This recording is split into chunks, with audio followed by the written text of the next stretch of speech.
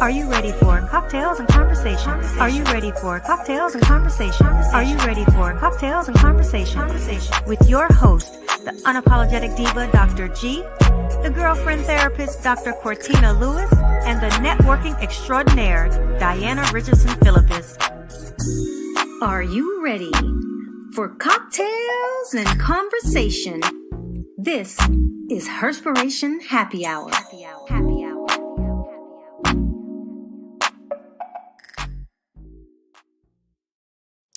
Happy Wednesday. We are back with another episode of Herspiration Happy Hour. This is your unapologetic diva, Dr. G. This is Diana Richardson Philippus, your networking extraordinaire. And Shay would be with us, and Cortina has stepped away for a little bit. She might be gone the whole show. She had some stuff that she needed to take care of. And she was here a little bit ago, but that's just how life happens. Like this is the real things that we have to deal with as women, of course. Yeah. This is Wednesday. How are you feeling this week? How's your week been going? It's been going really good. I'm glad I made it tonight. I was feeling a little under the weather myself today, but I got it together. I made some peppermint tea and had some good girl conversation, got me right, and here I am. And so I would join you. I had the worst headache because when we first got on the call, you was like, girl, you look worse than me.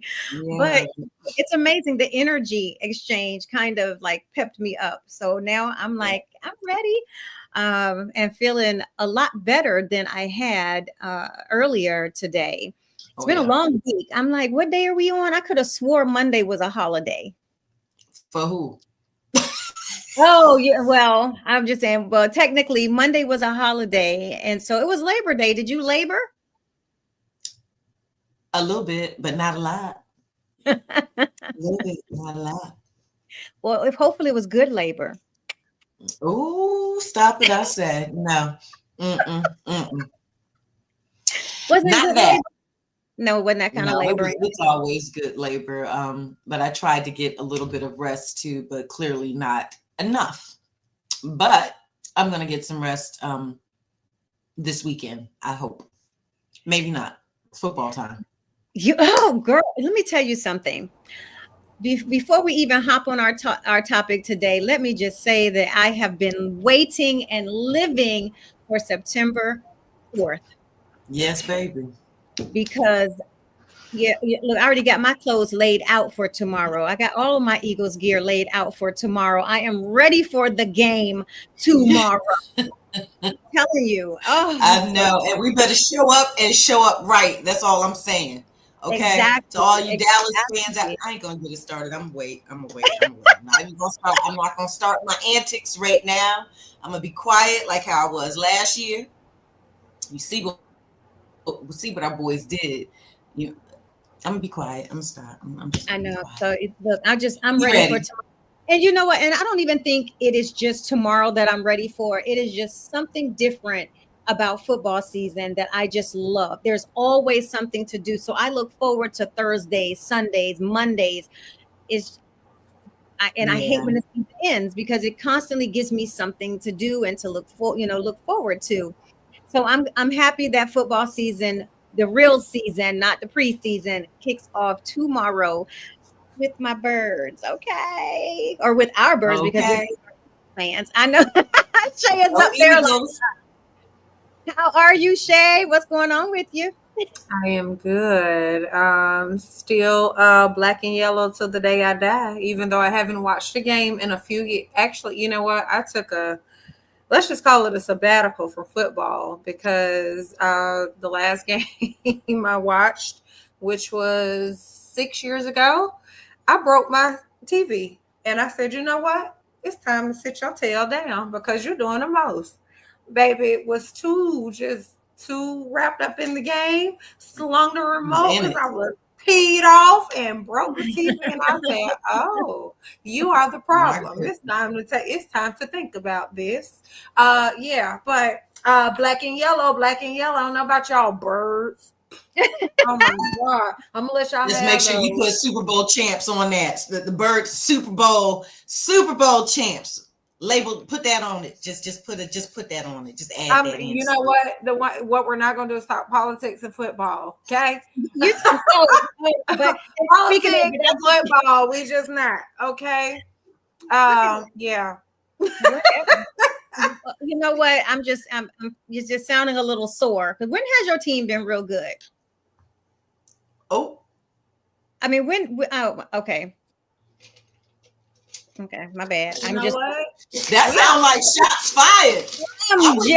We need some antics, like boom. Look, I'm just wondering.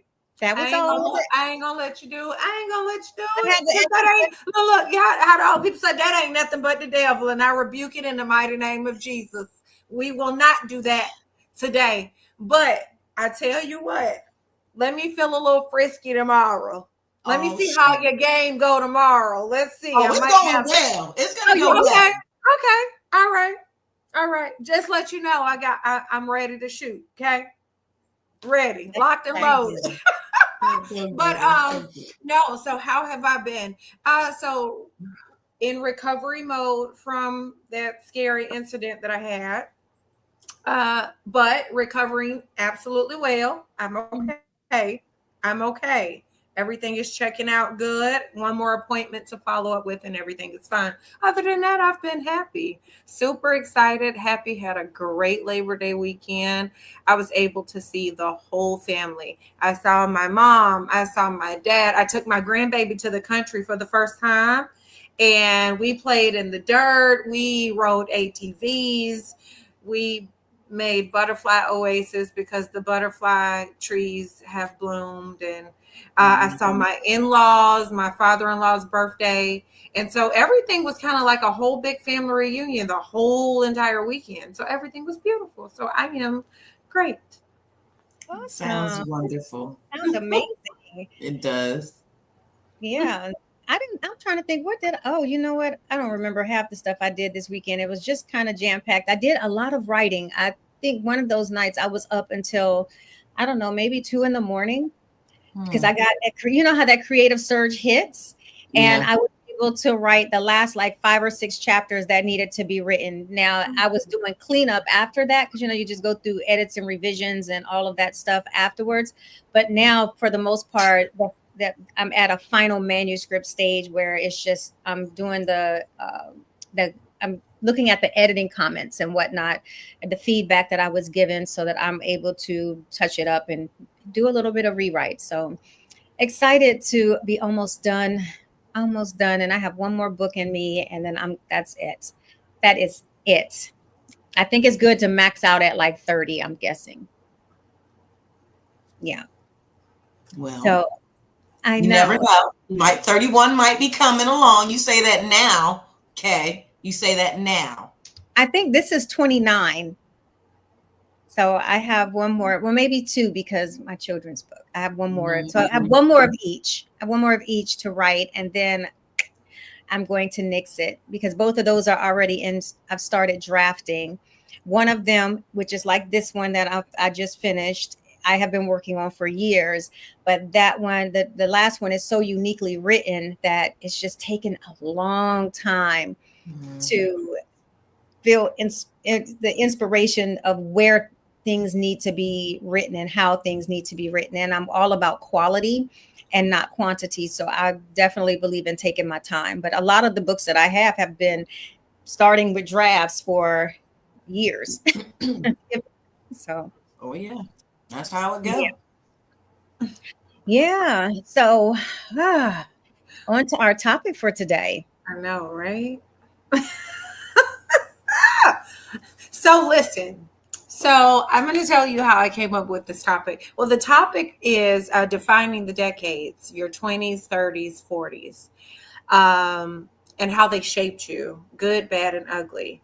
And so I was thinking about this because I was with everybody this weekend, and I was like, I don't know. I just started reflecting. I started reflecting on like my cousin relationships, my parent relationships, how I even show up with my new in-laws, because this isn't my first marriage. And so I was just reflecting about those 20s and those dirty 30s and those fabulous 40s. I said what I said. Look, and if you're honest with yourself, you'll call it like you see it, right? So I thought about my 20s and what my 20s looked like. I was fabulous and raggedy at the same time. And what I mean by raggedy, when I tell y'all, like honestly, I had 0 F's to give. I didn't have not one to offer because I was discovering my voice. Like I had been quiet for so long. I was very reserved. Everything I kept inward. I didn't really speak out or really express how I felt. I didn't know how to express how I felt because I was sitting more in the seasons of wanting to be accepted, wanting to have friends, wanting to get along and keep the peace, not stir the pot, not shake the table. So I was very cautious about being the one to ruffle feathers during that time. And then all of a sudden something happened. And when that something happened, it unleashed the beast in me. And whatever came up is how it came out. I didn't care about having coof or being classy with my delivery. I said it how I felt it. It was one of those, I'll smack you and we can talk about it later kind of attitudes. And then I got into dirty 30s, and dirty 30s taught me that I had no sense of time. I partied like a rock star, went to school and worked all at the same time, like simultaneously. I did not realize where the energy, like I'm looking back at it now, like when did I sleep? How did I function with no sleep? Because I could party, go out, have a beautiful time, and go to work like, hey, good morning, how y'all doing? All right, let's hit the clock. I don't know how I functioned during that season, but then I look at everything and I was like, wow, I was very, very stable when it came to raising the kids, how the home front showed up. But when the kids were away, mama went to play, okay? I had a ball. There is nothing about my life boring, okay? I discovered traveling by myself, and I looked at how relationships, how I didn't thrive, how I ruined, burned bridges. Like I just looked at everything. And then my 40s, I think I am definitely approaching these places of it's coming, whatever comes up comes out again. Because I'm standing in my truth. I've identified who I am. And this is what it is. Is there always room for growth? Absolutely. But boundaries are super important. So I realized I lived my whole life with no boundaries. And now I discover boundaries. And so how all of those things are just merging together. And boom, here's me. I'm perfect. Yay me. Not perfect, but definitely much better than who I used to be, for sure. For sure. Absolutely. So yeah, that's how that all came up. Okay. I would say in my 20s, I was so driven professionally. That was my thing. And it was all about going to school. And it was mostly going to school. I mean, hell, I was taking like 7 classes a semester. So I finished early. It was about getting my career, starting my master's. I really was not, I was bougie still, but it's always been that. But I think for me, I paid less attention to my personal life. I was ignoring a lot of what I was, the baggage and stuff that I was carrying, all of the different childhood traumas that I had from the external world, not my house, because my house was always a safe haven. It's outside of how you look different and they treat you different based on how you look. And I was in relationships for too long, I would say, or relationships that I really did not want to be in, but I was choosing to be in them to protect other people's feelings. And so to me, it was, easier to focus on something that I felt like I can control, because I really did not have control of my life. So that was pretty much my 20s. Now, I still partied. I was living my life. I was very in your face about different things, but I really didn't have a voice for myself where I really stood up for myself. I might have said, like, I really don't want to do this, but then I would falter and allow that other person to have their way. And it really wasn't what I wanted. So that for me, that's how I feel like my 20s were very defined, because I really was trying to figure out who I was, and at the same time ignoring who I was, if that makes sense. That makes complete sense. Mm-hmm. I would have to say for me, my 20s, I think I would divide it into two halves, right? The early 20s and then the later 20s. And I can definitely say, in school, I was in college during that time and wanted really very much to be accepted, by my peers in college. I was always fun. I had a great time. All the 20, the whole 20s, let me just say that. and Shay, you talking about you was partying and getting up and going to work in your 30s, child. That was me in my 20s. I don't know. All I had to do was go to Dunkin' Donuts, get me a medium coffee and a bagel, twice toasted with butter and cream cheese, and I was good to go for the rest of the day, and then turn around and do it all over again that night. But I will definitely say for my 20s, my later 20s, or should I say, I think it was about 25, is when I started finding my voice. Hmm. And looking back at it now, thinking about the things that I was introduced to, affirmations. I can remember my first book, the Wisdom of Florence Chevelle Shin. I still have it to this day, where I was actually introduced to that affirmation life, and being in graduate school and doing my master's and doing a thesis on women's empowerment, and sitting in my 1-bedroom apartment trying to teach. Y'all, I was a mess. Sitting up there teaching my friends this. Now we supposed to be going out. I got them all in the living room, okay, cocktails and all. Well, y'all, let me read y'all these affirmations, and let me tell you what empowerment is about. They was looking at me like, girl, come on. But that is where I began finding my voice. And I believe, no, not believe, I know that's where my calling actually began. Did I step fully into it right then? Absolutely not.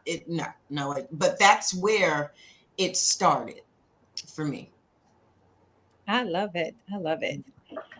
Shay, do you feel like there was any specific defining moments in your 20s that has really shaped who you are now when you look back?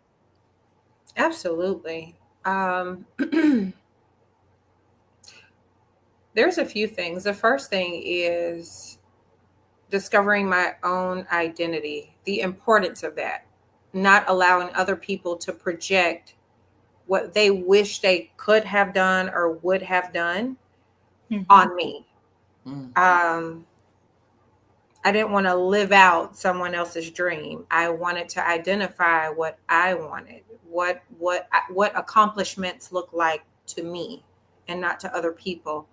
And then the other thing was discovering my voice, because I was so afraid to hurt people's feelings, or, I would just take the blunt of whatever everyone did and said, and just take it and carry it, and then wouldn't rebuttal, have a response, just didn't have a voice. I found my voice to speak up for myself and start taking up for myself, because a lot of times people will take advantage of you when you don't speak up, when you can't protect yourself. So I learned how to protect myself. Yeah, see, I don't think I've ever had a problem with that. I've always been down to cuss you out. I've actually gotten better. So that part of me has never really been an issue. I actually got better because I was mean to a fault. And I think a lot of that had to do with, you know, like a protection mechanism, where I'm not going to allow you to run over me, because I was already feeling like I was allowing enough stuff to happen. Mm-hmm. And so, yeah, it's always such that weird place when you reflect back. I mean, I had honestly, if it wasn't for the relationship, the negative relationships I was in, I have to say I had a blast in my 20s, although majority of the time for me was so serious about my profession and my school. I got my bachelor's, I got my master's all in my 20s. And so it was all about that. And then you pop into those 30s. So that's what I wanted. I was like, you know what? I will have time for everything else, but I wasn't making time to really heal in my 30s. I think I was just on autopilot and just going through most of my 20s, taking however it came, and was like, yeah, I could deal with that later. I could deal with that later, but let me just move through and coast through professionally, because I felt like if nothing else, you're not going to be able to take that away from me. You can take a lot of things away, but what I've actually achieved, you cannot. And so instead of dealing with my personal life, like things that matters of the heart, I overcompensated with work. Absolutely. I know for me, I back and reflect back a lot of the time in my early 20s, especially, being in college at that time. And, I don't know if you guys remember, but, it's kind of cliquish, right? And so everybody kind of wants to be, you're in a clique and everybody wants to get along. But I wish I would have, I don't even know if I have the right words for it. So I'm just going to give y'all a story and then let that be that. So the girls that I hung around, they were the type, like I wasn't very verbal, and believe it or not, I wasn't very confrontational either, at all. Like I was very, I was nice, I was still, I carry some attitude, I'm going to carry a little attitude, but I was nice and I wanted to be liked and I wanted to be accepted, but they would I'll never forget this one time. We were sitting outside of Marcus Foster. Marcus Foster is like the main area in between classes at Cheney University. Go see you. Okay, anyway. So we're sitting there, and I was always a girly girl, y'all. I look, probably from the womb. Okay, I was always a girly girl. I always loved mascara. Always. Hence, I don't have none on today, but that I digress. Okay. But I would wear mascara. And I will never forget this girl group, friends, sitting there talking about me in my face, referencing me to Tammy Faye Baker.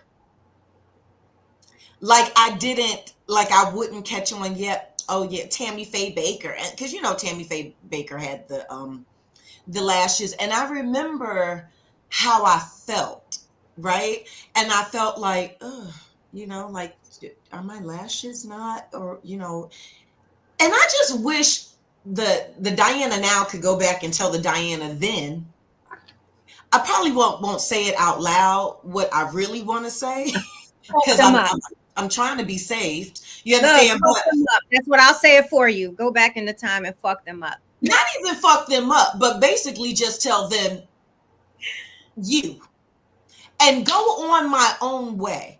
Because what the thing about it is that everybody that say they're your friend ain't your friend. And that's a whole nother topic. But the younger version of me that wanted to be like, that wanted these things would allow that type of disrespect, right? When at the end of the day, we all know what that is. Or what it was. And I just wish that I would have had the gumption then to say, I don't need to be around y'all. You understand what I'm saying? Like, I don't need to even be around you guys. So that's my little input for that. So let me just add something. I mean, you guys remember Tammy Faye Baker's personality, right? Yeah. How would you describe it? One word. How would you describe it? Bubbly. People know her by her personality. She's a very outgoing, very quick on her feet, So when I think about her lashes, number one, she's the one that really, really got people leaning all the way into mascara. Okay. And now people can't even live without lashes. Okay, Lashes be up here. hello.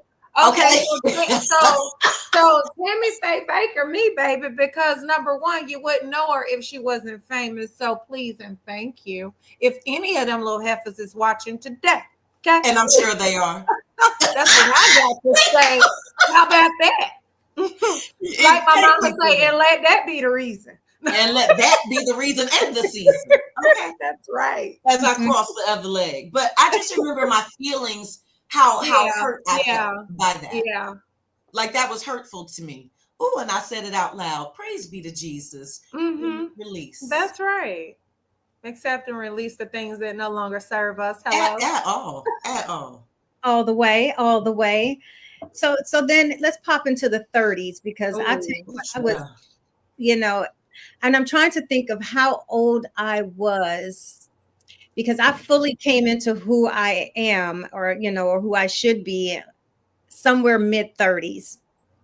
I was, because early 30s, I was getting a divorce for and that was just a whole shit show, because he basically lied about his whole life, literally, including on the marriage certificate, lied. Jeez. And so, and so it was also like a reformation of who I was. I got to, take a step back after that divorce and really figure out everything that I loved about me. I got to accept the things that I was enabling. I took accountability of a lot of things, and I really got to know what I liked. And I stopped settling for anything that I did not feel like would serve me. Okay. I became very protective over my energy. Mm-hmm. I feel like it was then that I showed up as a friend more, because I had several defining moments where I was not, I wasn't around people like that, because of the relationships that I was in. And I let those relationships interfere and impact some of the relationships, trying to protect what was toxic. And so I really got to a place that I learned how to start giving myself grace. And I started being honest about how I showed up. I did not feel like I needed to have a cover life, like a cover up life, because I did not want the ridicule over the decisions that I was making. And so I got to accept my truth, my whole authentic truth from my past, and just let that be. And so as I journeyed all the way, the remainder time in my 30s, that's when I met Jay. I was wilding in them streets. And before he came along, and I don't mean wilding like that. I mean, I just really got to, when you start enjoying your own personal time Come on. And you don't need people because you are so good by yourself.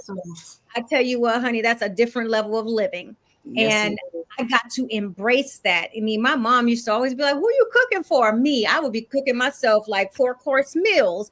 I was fine dining myself and just really just chilling. And it was that was that pivotal moment. Just like, I love who I became. I finally got to start putting on weight. I got to start loving my body. I got to just really, truly embrace myself unapologetically. And I started putting boundaries, and those boundaries were non-negotiable for me, that to come down.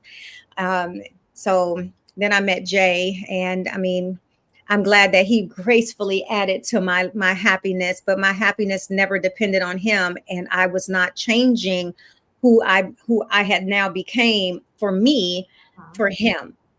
And I am still that person to this day. I have a very rich life outside of him, and I have a rich life within my marriage.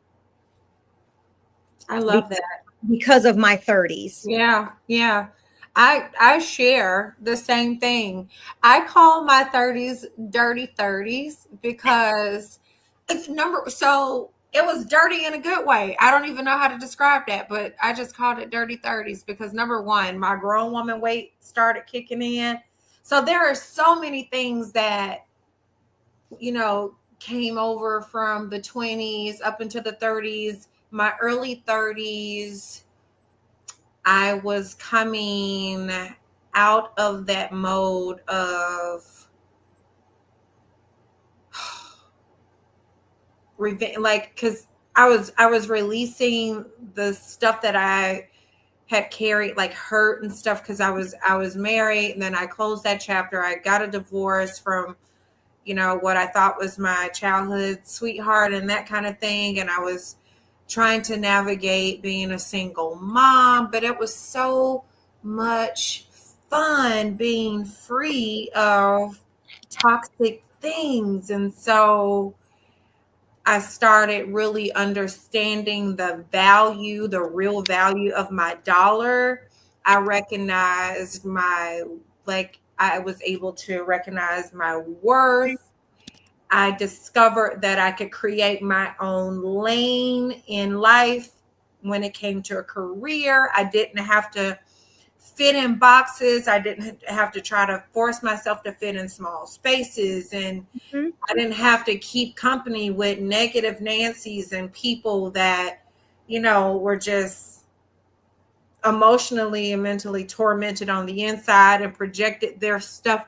You know, how you sometimes find yourself at the wrong crowd of people. Like, they're fun people, but their mannerisms and their behaviors are just, you're like, I really don't like you, but you're fun to go out with. So I figured all of that out. I figured out how to poetically give somebody a read and not have to be nasty. Like, because in my 20s, I would say the nastiest things. I wanted to hurt you so I could put some words together to make you be like, like, give you a heart attack on the spot without even touching you. But I also like to throw hands in my 20s. Came into my 30s, I was like, I'm too pretty to be out here fighting, but don't get it twisted. This ain't what you want. But I learned how to articulate my words and give you a good old fine read and walk away happy about what I said and not have to go ask God for forgiveness for telling you to go walk in traffic blind with your dog. Like, I just like, I would say, I'm telling you, this mouth was awful. So, but I started traveling, like international travel by myself. I just started doing very daring things, and it released something new in me. And I like her. And then I also, in my 30s, I learned to apologize and I learned to forgive.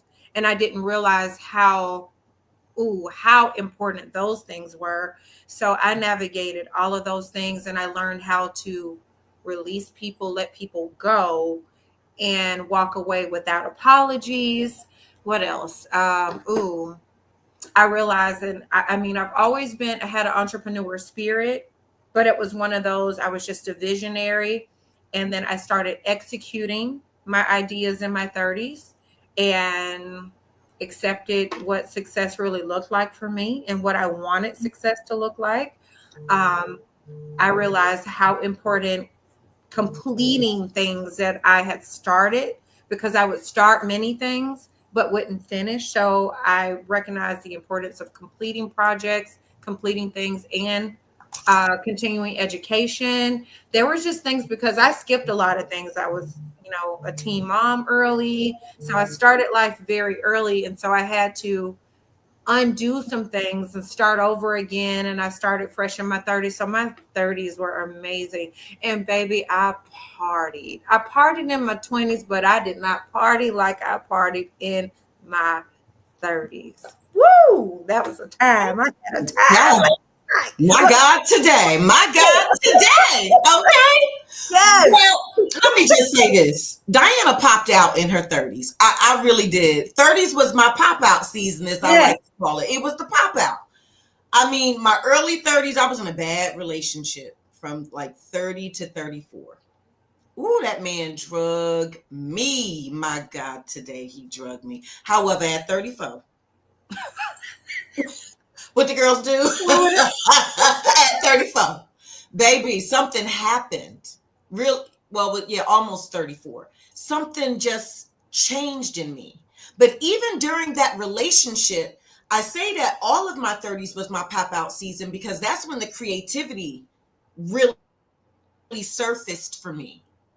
Early on, when I turned 30, it was crazy. Like I was like, okay, I'm gonna do boutique. I had all sorts of these ideas were like just surfacing around my head. It was weird. But like I said, I got rid of that man and I Mm-hmm. went on a solo healing journey by myself. I didn't want no man. I just wanted friends. Okay. And I wanted to be me, to do whatever I wanted to do. I didn't want to be around negative people. Like I did like a complete 360. When I say 360, y'all, it was a complete 360 with my life. And I just remember being so happy. I was alone, but I was happy. And then I met my husband. Okay, and no, I mean not in a bad way. That was a good thing because I was whole and complete when I met him. So and then he came along and he made everything grander. But I just like to say that 30s was just it was amazing. And yes, and me and him we partied like rock stars too. We did. I can't even believe we used to party the way we used to party. I have to remind him sometimes, like, baby, remember when? But I think he was just doing it because I wanted to do it, so I would drag him along. But we Mm-hmm. had 30s was amazing. 30s, I will also say, is really when I started seeing people for what and who they Yes. really were and how it did not align with me. And I started distancing myself inch by inch away from people that I was like, you know what, something ain't right with you. And I Mm-hmm. noticed that every time I'm either on the phone with you or in your presence, like whatever you got go, it's like it jumps on me. It feels like, they say negativity is contagious, right? As so is toxic people. Correct. And so I really began that journey of like, nah, it doesn't serve me. And so I have to get myself in a space and keep myself there for the things that serve me and my well-being and my mental health. So yes, 30s was the pop out season. And if y'all didn't know, once upon a time in this life, I was a pole fitness instructor. You talk, yeah. I started that in my 30s, right? And it was one of the most exhilarating experiences that I've ever had. And it's not what you think, it's not a strip club or anything. It's fitness and Mm-hmm. it's self-freeing to be able to express yourself through the artistry of pole work and floor, because I was a floor work queen, child. I think I still got it. I don't know. I might try to get down there later and see what I can make shake out happen. But anyway, but y'all, I apologize. I got an emergency. I know this sounds weird, but I do. But 30s was my pop out season, and I will be right back. My apologies, family, but this really is an emergency. I will be right back. I'm sorry. It's okay. And so, you know what? It's by the time I entered my 40s, honey, let me tell you, Yeah. I Yeah.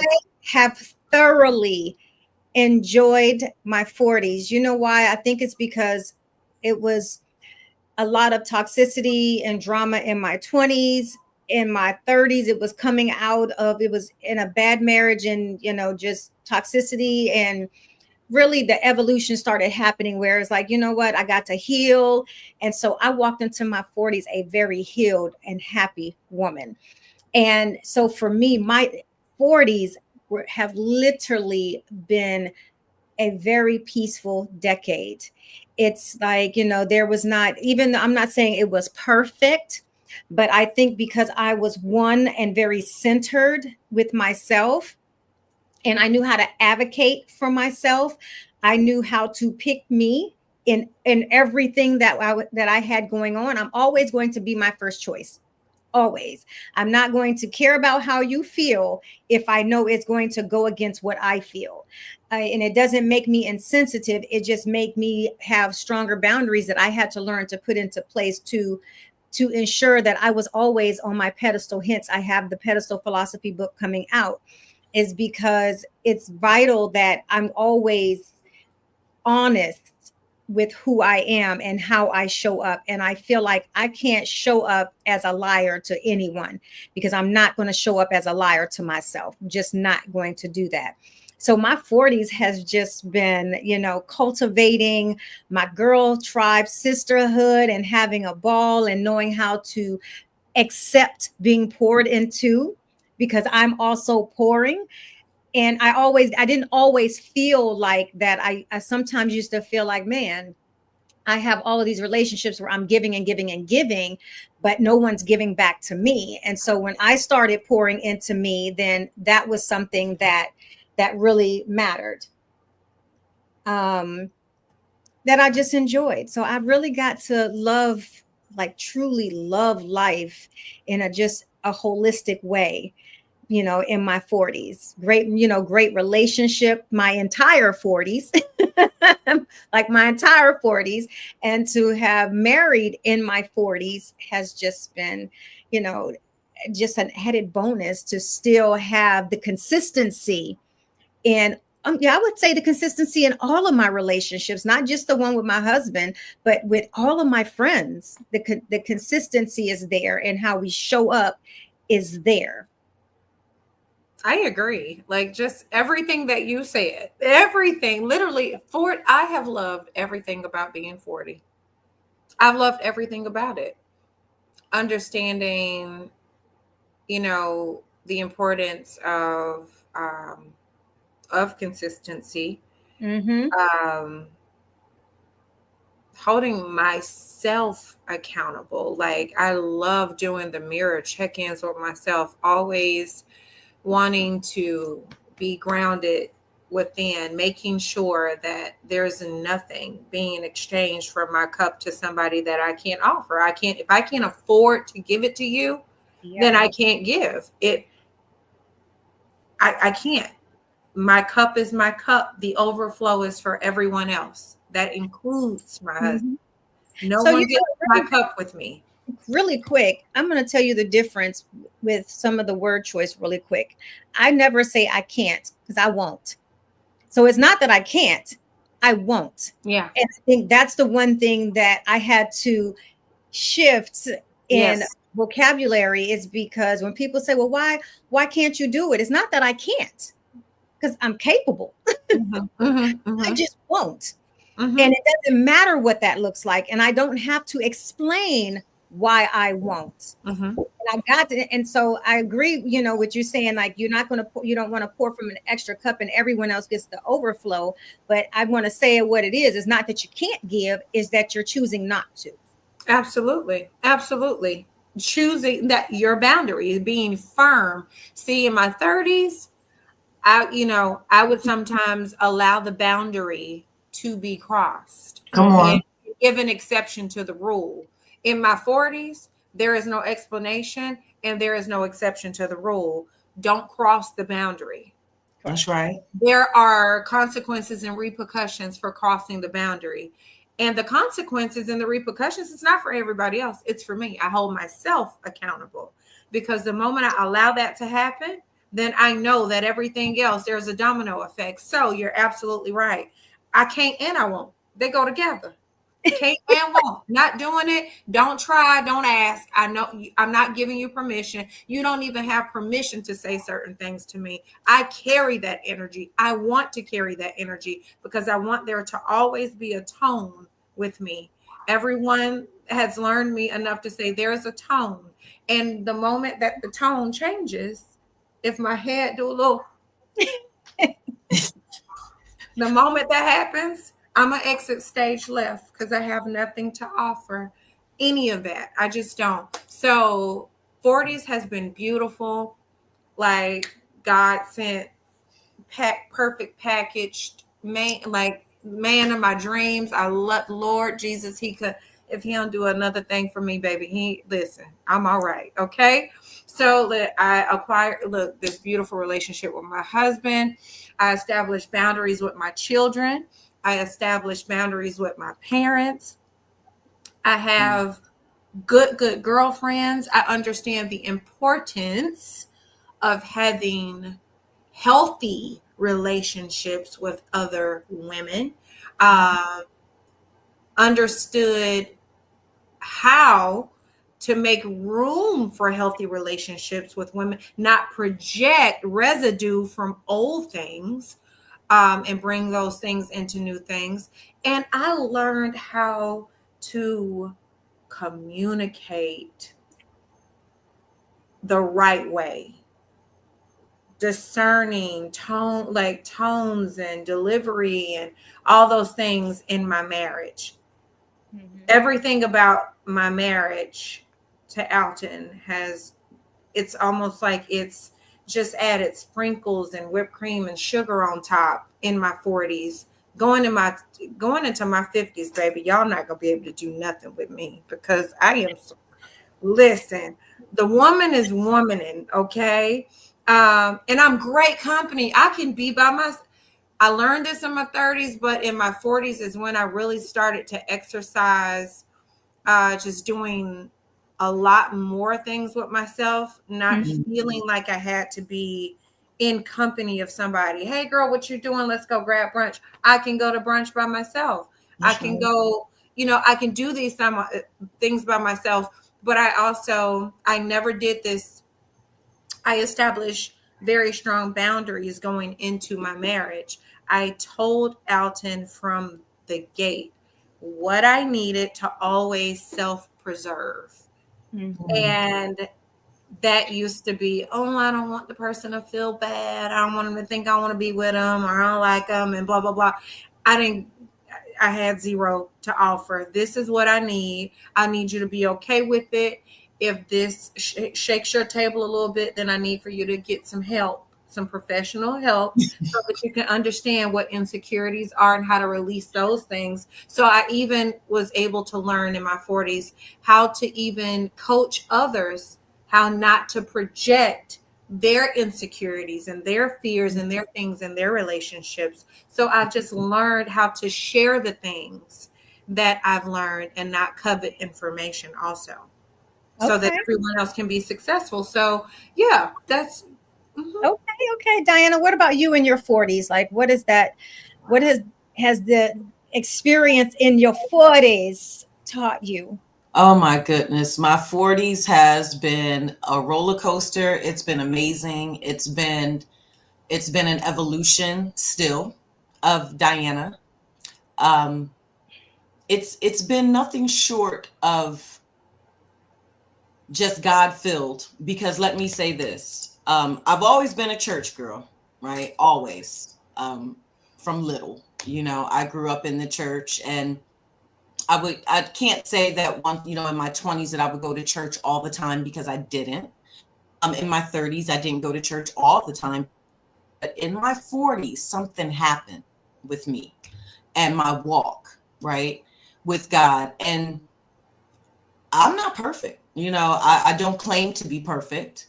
But what I can say is that my self-awareness of Diana and all that Diana brings, I know it. I know me. I know when Diana acting right, and I know when Diana acting wrong. And if Diana get it wrong, then the Holy Spirit be like, now, Diana, come on, baby. Now, you know good and well. Go ahead and make that right. Go on, read this word, and then go make it right. And it's been really mind-blowing to me, like my 40s, the things that I've done on this journey of 40s, and I got not that much longer. I'm about to be in 50. Oh, Jesus. As this chapter is preparing to close and I'm getting ready to go into another chapter, it's just amazing. I've built this amazing businesses that I couldn't have thought in my wildest dreams. To be honest, even with all the creativity, let me tell y'all what I thought I was going to do. I thought I was going to be a boutique owner. Mm-hmm. That's what I first envisioned. I had it all laid out. Yep, I'm going to do this. This is the type of boutique. All this plush decor, not plush decor. That's one of my clients, but it was called plush. That had everything together. But as God would have it, He said, "No, no, no. I'm gonna use you in another way." And my 40s just really brought it full circle. For me, while I still feel that I am still learning and growing, I am a lifelong student of life, and I know that I still have a lot more to conquer, in terms of myself in this life. I just do. But I am so excited and happy and grateful for my 40s. I'm happy and grateful for all my years. Thank you, Lord, Mhm. for every day that you've afforded me. But I'm excited about 50 and a little nervous about this next chapter. But I know it's going to be amazing. So y'all watch out now. Y'all watch out. I'm down to months before I enter into this next decade, and I'm really embracing it. And I think as I am coming out of my 40s, I've started soft life living, and there are so many things that take precedence over things that in my past, like my career. I'm not saying my career does not matter to me or work, but I don't value it as much. I've worked and bust my ass Yeah. to this point, so I can afford to soft life and just coast. And That's that's what I've been wanting to do. I'm intentional about how I show up for people. I'm intentional about how I show up in my marriage. I'm intentional about the time that I make for me and the things that I enjoy and the things that I love. And I'm not stretching myself thin. I'm not feeling overwhelmed. I'm just here to coast. And the closer I get to 50, the more this feeling comes over me, like something very unexpected is going to happen to me in my 50s. And I'm always one of those anyway that say, you know what, jump out there. You're never too old to do something new. And never. I stepped out and was filmed in a movie recently, and that was something that probably unnerved me a little bit, but it was a rewarding experience. And I'm like, okay, you never know. So as the closer I get to 50, the more that I feel like that there's going to be a redefining of who I am, to sharpen me, to educate me even more. And I'm telling you, even Jay and I have very deep, intimate conversations about uh, spirituality, about marriage, and just things that I've never been accustomed to having in my previous marriages. And so the way that I am showing up, I feel like it can only get better. I don't think that, like I said, I think my 40s was dynamic, and so my 50s are going to be super extraordinary. Plus, I look good. Okay.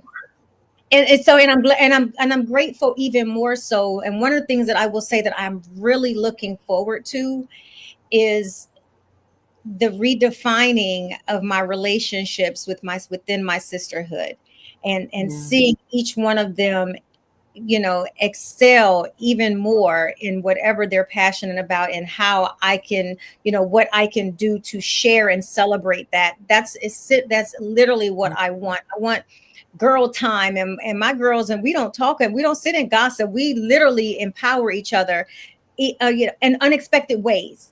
So when Yeah. we get together, we're just having real random grown ass woman conversations. All the And time. I love that. And I'm like, you know what? That's what I want. That's what I want more of. I ultimately I need a girls trip anyway. Shit. Well, spa day. Yes, I'm I just know. saying, I know. because I I know. I need would one, so I'm ready I would when you're like to ready. add, like, piggyback off of what Diana, what you said. The other like the I'm not going to say the other, but the most important thing that's happened to me in my 40s also is identifying, like really identifying who I was, like who God created me to be. Mhm. And not from a worldly way, like picking up the Bible, because I grew up in a household where the Bible sat on the coffee table, like in the center of the house and on the coffee table. But you walked past it, you walked around the table. Like I did not pick up the Bible. I knew scripture, I knew the word because I grew up around strong praying people, but Mhm. never dug into it for myself. So Mhm. as I was exiting my 30s and coming into my 40s, you know, I accepted that I recognized the voice of the Holy Spirit. Like I recognize Holy Spirit. And I'm like, Mm. oh, so that, I was, wait, oh, that's it's a very distinct sound that you Yeah, it hear, is. right? And then that led me to, let me pick up this book, because how can I say that I love to read, but I've never picked up the Bible to read, to Mm. identify what's going on? We've allowed all of these things to be, imparted in us. How do you know what's real? How do you know what's true? The Yeah. false prophets, the false preaching, the hypocrisy, all of these things. You got to go and do a deep dive for yourself and see what's in there. What is this book saying? So Mhm. I read the Bible from front to back to front, and then I wanted more. I got hungry. I became hungry Mhm. spiritually, and then I was set on fire. And then Mhm. I was able to identify who I was in Christ and not what the world tried to tell me I was. And so that's been a whole nother thing. Y'all know I can sit right there forever and talk about Yes, Jesus, yes. So because and then the other wonderful thing is being able to understand really why things happen, the things, all the things, the good, the bad, the ugly, all the things that are happening, how important, how intricate, the little things that we tend to overlook when we are in the world versus when we've become spiritually adapted and mature. You're like, oh, well, that's why that happened. But you Being also able to put understand the that all pieces things work together. together. Oh, Absolutely. come on, So you somebody. get All of to it works learn together. all of that. And then you're like, and that is how you get to the place of living a soft life, because you understand that, wait a minute, the battle is not yours, it's the Lord's. And so, and he will use you. But Woo! absolutely. so Don't, fun fact. let So me get fun my fact. church man. Look, so fun fact. You know what? So here's a little fun fact not many people know about me. And I don't know if you ladies know. I've always had that spiritual relationship like my entire life. And I'm not talking about just like, oh, I've always known my placement and I know what it's like to be used. And it didn't really dawn on me until it was, I actually had to ask why me. But Mhm. I'm going to tell you, I minored in religion. I had this obsession with finding who I was spiritually. So I attended several churches, didn't like it, could not connect with the message. So I minored in it in my undergrad. And then this is why I also was very intentional about going to Egypt, Jordan, Israel, when I was all over the place, because I have always felt the need to have that connection. And I think, and I know, I'm not gonna say I think, I know that's one of the reasons why I can sit here and stand here today alive, because I trusted my spiritual placements. And I had that discernment very early on, like when it's time to go, it's time to go. I've never really hung on to things except for toxic relationships, but I did not know why. But it was because I was supposed to be there at that time. But when it was time for me to go, there was nothing that I could do that was going to allow me to stay. And so while sometimes I had to take accountability of that, I also was thankful and that I was protected the entire time I was in those relationships, because I had to learn that the lesson was not mine. I Mhm. did what I was supposed to do. I stayed connected to what I was supposed to stay connected to, God. Mhm. Mhm. And I prayed so heavily during those times, and it just like would not let up. And when Mhm. it was time to go, I tell you, it was like a invisible glass wall that was like, that's enough. I don't care that your bags are packed. I don't care that you was trying to go back. This is it. Yeah. And I've always honed into that spiritual space. And so I love that you're finding who you are spiritually and you're grounding yourself in that, because that's one of the things that I'm grateful to have had for a very, very long time. Again, like I said, I'm minored in religion because I needed to know and really understand the difference, Eastern religions, Western religions, and which one fit me and what I believed in, and not just listen to false prophets. So when it came to my spiritual space, it was hard to just be like, oh, you can't feed me BS, because I always knew. Because when you walk that walk, you're discerning ear. Yes. Let me tell you something. That power of discernment is real. It is. It is so real. I could be trying to do something and be like, hey, come this way. This is not for you, my love. Exactly. And for all those, just taste and see. Just taste and see. Oh, how that good part, he the is. taste and see. Taste and see how good he is. Yes.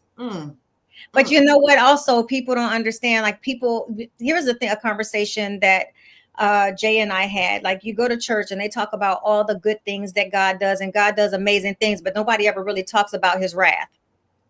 Oh, my pastor do. Yeah, what I'm saying, but that was my issue that was in church when I raised those questions, and I would say, well, you took this scripture, but you didn't give this one.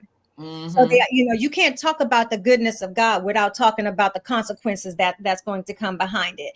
And so for me, I had to find my place, and I'm grateful I have a home church now, and all that, so I can have that fellowship connection, because for a long time I was not open to fellowshipping because I felt like I was fellowshipping around wolves in sheep's clothing.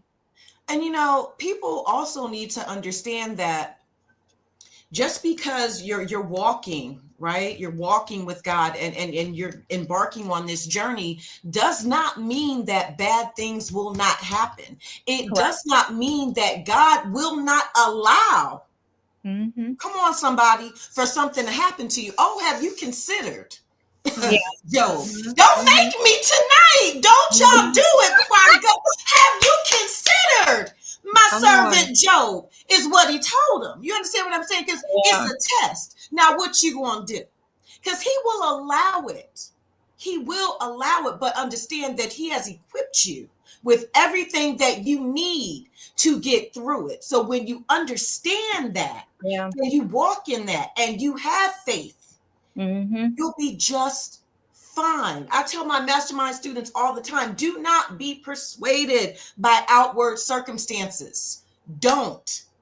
Hold the vision. Hold it. Absolutely. Keep your eyes stayed. Okay. If the work was easy, I tell you, everybody would be able to do it. But we have reached the top of the hour also. Always a dynamic conversation with you ladies. I'm loving it. So let's do the round robin. Shay, where can everybody find you at? You can find me at www.thecoachofcourage.com, or you can visit me on Instagram at the Coach of Courage. And Diana, where can everybody find you at? Everyone can find me at DianaRichardsonPhilippus.com, all social media platforms, or you can also visit empoweredwomenempowered.com. And of course, you can reach me on all social media platforms at IAMDRPGURLEY. I am Dr. P. Gurley. And of course, you are on the Herspiration Happy Hour. You're watching us. Continue to tune in. And, look, hit that subscribe button, come out and join us. And it's live, so we're always open to chat with you all. If you have any, thing that you would like to hear us talk about, then feel free to hit us at herspirationhappyhour@gmail.com, or hit us in the DM on Instagram or Facebook. We're always happy to have some real honest dialogue, and some things might seem sensitive to you, but it's not for us. So we have learned to show up authentically in our truths, and that's one of the best things that we can offer our viewers and subscribers. So ladies, we will be back here same time, same place. Hopefully, look, tomorrow is a big day, y'all. Yes, it is. A big day. Maybe not for Shay, but it's a big day for me and Diana. So you're gonna get, it's gonna be all over my stories. I'm gonna be watching the way they're gonna be sick of me. Right? Sick of me. I'm telling you, it's so Eagles. Look, y'all better come through and win, because we're not starting the season with no BS. Okay. We'll be back. I'm gonna be ready. Oh shoot. We will be back next week, same time, same place. Until then, y'all, cheers.